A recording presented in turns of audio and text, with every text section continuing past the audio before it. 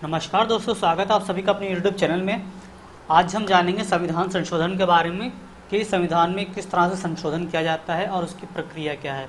तो आइए देख लेते हैं। देखिए, संविधान का जो संशोधन होता है उसके 3 विधि बताई गई हैं और संविधान के संशोधन को अनुच्छेद 368 में बताया गया है। 368 में बताया गया है कि इसका संशोधन की 3 विधियाँ हैं। पहली है साधारण विधि के द्वारा संशोधन, दूसरा है संसद के विशेष बहुमत द्वारा संशोधन और तीसरा है विशेष बहुमत प्लस राज्यों के विधानमंडलों की स्वीकृति से संशोधन। मतलब यह हुआ, साधारण विधि का जो संशोधन होगा वो साधारण बहुमत से ही संशोधन पारित हो सकता है, संशोधन किया जा सकता है साधारण बहुमत से। अगर संसद में साधारण बहुमत उस विधेयक को मिल जाता है तो वो संशोधित माना जाता है। लेकिन कुछ विषय ऐसे हैं जिस पर विशेष बहुमत की आवश्यकता होती है। उसमें क्या होता है, संसद में उपस्थित और मत देने वाले सदस्यों का 2/3 सदस्य उस विधेयक के संशोधन विधेयक के पक्ष में होने चाहिए, तब वो विशेष बहुमत द्वारा पारित संशोधन समझा जाएगा। और विशेष बहुमत प्लस आधे से ज़्यादा राज्यों का संशोधन क्या होता है, मतलब विशेष बहुमत तो होना ही चाहिए, मतलब कि संसद में बहुमत देने वाले सदस्यों का 2/3 सदस्य के पक्ष में होने चाहिए, प्लस आधे से ज़्यादा राज्यों का समर्थन भी उसको मिलना चाहिए। तो वो होता है संसद से विशेष बहुमत प्लस आधे से ज़्यादा राज्य विधानमंडलों की स्वीकृति से संशोधन। इसके बारे में आगे हम विस्तार से जानेंगे दोस्तों। तो देख लेते हैं, आज पहले जानते हैं साधारण विधि के द्वारा संशोधन। ये क्या होता है, संसद के साधारण बहुमत द्वारा पारित विधेयक राष्ट्रपति की स्वीकृति मिलने पर कानून बन जाता है। इसके अंतर्गत राष्ट्रपति की पूर्व अनुमति मिलने पर निम्न संशोधन किए जा सकते हैं। मतलब कि कुछ ऐसे विषय होते हैं जो सिर्फ संसद से ही पारित हो सकते हैं, उसके लिए राज्य वगैरह की आवश्यकता नहीं होती, राज्यों से अनुमति लेने की कोई आवश्यकता नहीं है, केवल संसद ही उन विषयों पर कानून बना सकती है।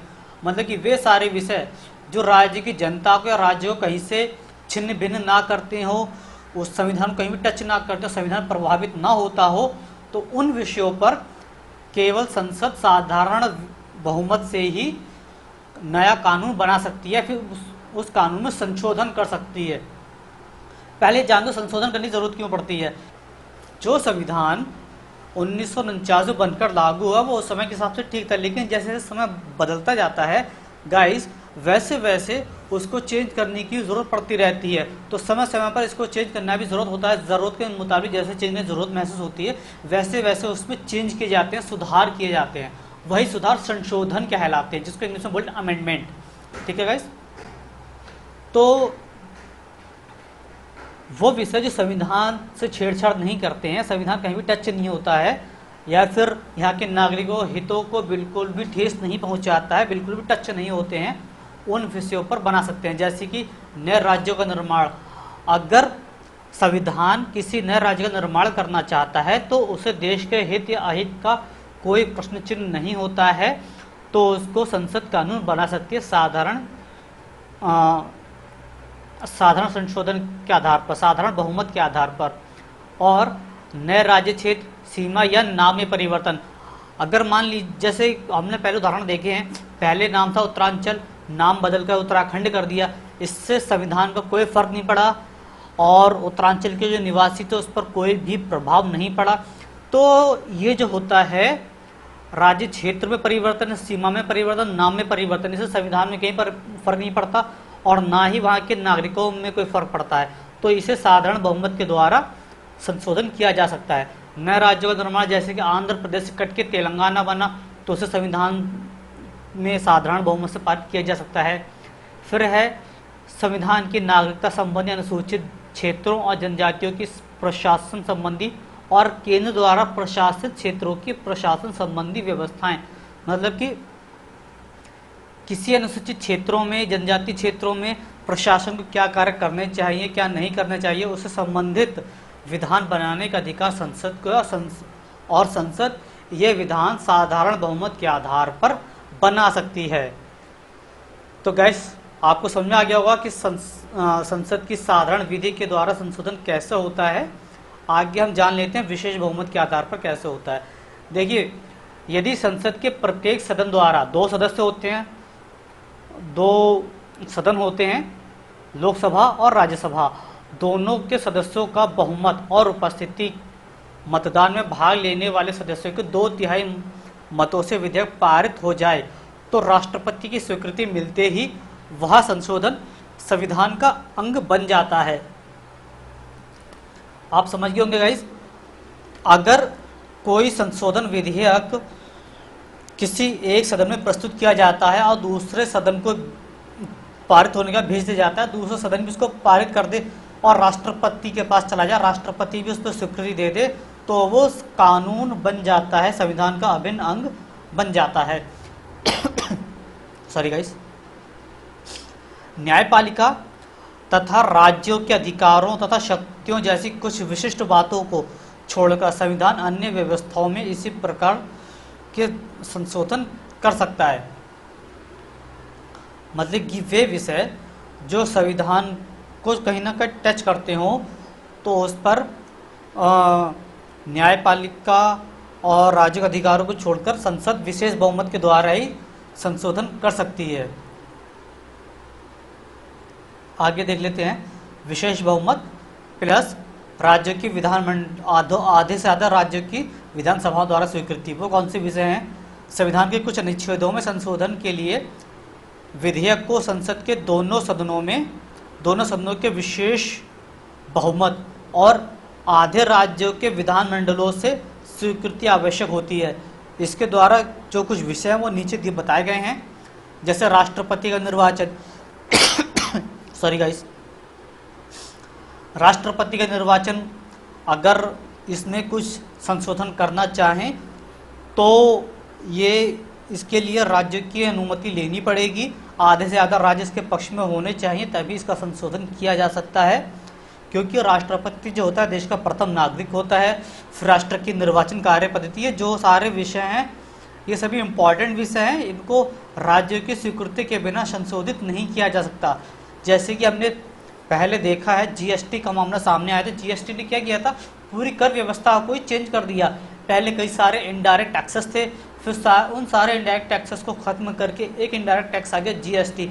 अब जीएसटी जो है पूरे देश, इनडायरेक्ट टैक्सेस पूरे देश में चलते थे, अब पूरे देश में व्यवस्था लागू हो जानी थी, तो ये पूरे देश को प्रभावित करने वाला कार्य था। इसलिए इसको लागू करने से पूर्व आधे से ज़्यादा राज्यों की स्वीकृति लेनी पड़ी। ठीक है गाइस, तो ये वो विषय थे जिन पर आधे से ज़्यादा राज्यों की स्वीकृति लेनी पड़ती है और 2/3 सदस्य इसके समर्थन में होने चाहिए। आगे देख लेते हैं, संयुक्त बैठक का प्रावधान इसमें नहीं होता है। जैसे कि साधारण विधेयक अगर कोई आता है, कोई नया कानून बनने के लिए कोई विधेयक संसद में प्रस्तुत किया जाए तो उसमें क्या होता है, राज्यसभा और लोकसभा में यदि उस बिल को लेकर मतभेद होता है तो अनुच्छेद 111 के अनुसार संसद संयुक्त बैठक का आयोजन कर सकती है। लेकिन अगर कोई विधेयक संशोधन के रूप में है, अगर कोई संशोधन विधेयक है, कोई किसी कानून में परिवर्तन करने के लिए लाया गया है, तो उसमें संयुक्त बैठक का प्रावधान नहीं है। इन दोनों को बातें समझ, दोनों बातें अलग अलग हैं। कोई नया कानून बनने के लिए अगर आता है तो वो विधेयक होता है, और किसी पहले वाले कानून का अगर चेंज करना है तो वो संशोधित विधेयक होता है। नया कानून बनाने के लिए अगर दोनों सदनों में मतभेद होता है तो संयुक्त बैठक बुलाई जा सकती है, लेकिन संशोधन विधेयक में अगर कोई मतभेद है दोनों सदनों में तो संयुक्त बैठक नहीं बुलाई जा सकती, इसका कोई भी प्रावधान नहीं है। दोस्तों ये बात याद कर लीजिए, नोट कर लीजिए, एग्जाम में पूछी जा सकती है। आगे बढ़ते हैं, राष्ट्रपति संशोधन विधेयक पर अनुमति देने के लिए बाध्य होता है। जैसे कि साधारण विधेयक जो होते हैं या फिर धन विधेयक होता है, उस पर क्या होता है, जब दोनों सदनों से स्वीकृति मिलने के पश्चात विधेयक को राष्ट्रपति के पास भेजा जाता है। फिर राष्ट्रपति क्या कर सकता है, या तो अपनी वीटो पावर का यूज़ कर सकता है, उसको अपने पास अनिश्चित समय के लिए पेंडिंग के लिए डाल सकता है, या फिर उस पर कुछ सुझाव बताएगा और उसी सदन को भेज देगा जिस सदन से राष्ट्रपति के पास आया था। फिर वो सदन वो चाहे तो उसमें चेंज करे चाहे ना करे, उसी रूम में वापस राष्ट्रपति के पास भेज दे, फिर राष्ट्रपति उस पर स्वीकृति देने के लिए बाध्य होता है। लेकिन संशोधन विधेयक में क्या होता है, राष्ट्रपति संशोधन विधेयक पर अनुमति देने के लिए बाध्य होता है, उसको अनुमति देनी ही पड़ेगी। वो कोई पॉइंट आउट करके नहीं बताएगा कि आपको ये चेंज करने चाहिए, उसको अनुमति देनी ही पड़ेगी और राष्ट्रपति उस पर वीटो पावर भी यूज़ नहीं कर सकता गाइस। दोनों बातें अलग अलग हैं, अच्छे से समझ लीजिए। वीडियो को फॉरवर्ड कीजिए, पॉज कीजिए, बैकवर्ड कीजिए, अच्छे से समझिए कि मैं क्या कहना चाह रहा हूँ। ये पॉइंट एग्जाम में पूछे जा सकते हैं, इंपॉर्टेंट है। ये वो पॉइंट है जहाँ पर स्टूडेंट अक्सर कंफ्यूज होते हैं। संशोधन विधेयक और नया विधेयक अलग अलग होता है। एक होता है विधेयक, साधारण विधेयक, धन विधेयक, और दूसरा होता है संशोधन विधेयक। विधेयक वो होते हैं जो नया कानून बनने के लिए आता है, और एक वो होता है जो अमेंडमेंट बिल होता है। जैसे हमने लेटेस्ट देखा CAA, ये पहले कैब था, CAB था, यानी सिटीजनशिप अमेंडमेंट बिल, यानी कि नागरिकता संशोधन बिल। तो ये अमेंडमेंट की सूची में था। इसमें राष्ट्रपति अनुमति देने के लिए बाध्य था और राष्ट्रपति ने अनुमति दी भी थी। और राष्ट्रपति की अनुमति बनने के लिए CAB जो पहले था वो बाद में क्या हो गया, CAA सिटीजनशिप अमेंडमेंट एक्ट हो गया। बिल हटकर एक्ट हो गया, वो कानून बन गया, वो संविधान का अभिन्न अंग है। So guys, thank you for watching my video. Channel को लाइक कीजिए, सब्सक्राइब कीजिए, अपने फ्रेंड्स के साथ भी शेयर कीजिए।